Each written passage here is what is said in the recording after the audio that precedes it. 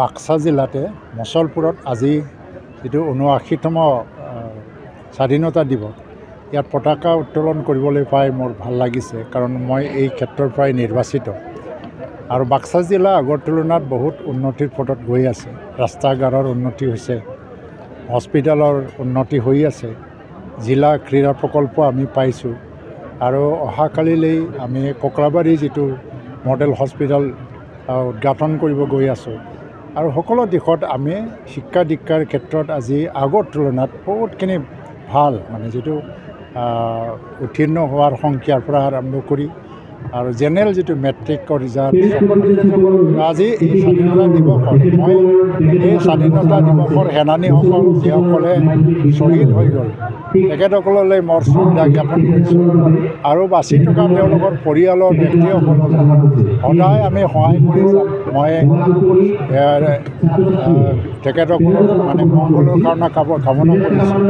আৰু সমগ্ৰ অসমত যিধৰণে এটা শান্তিৰ বাতাবৰণ, বিটিআৰ অঞ্চলত আজি শান্তিৰ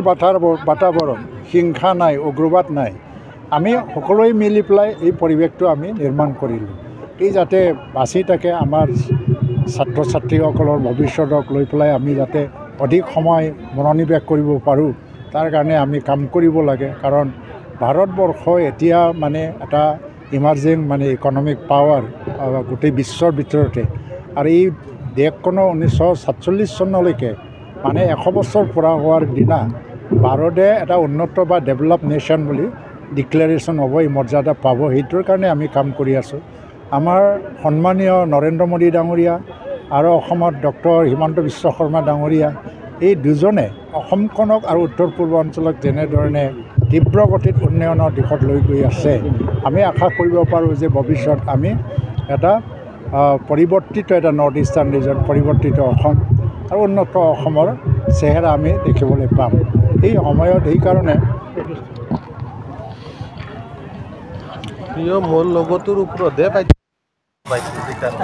চাইডেদি দিবা লাগে, কিহৰ ওপৰত পাতা নল'ব তে মোৰ এটা চাইড মাথা ভৰাই গৈছে, তেতিয়াও নাজানোতে চাইডেদি ভৰাই দিবা লাগে।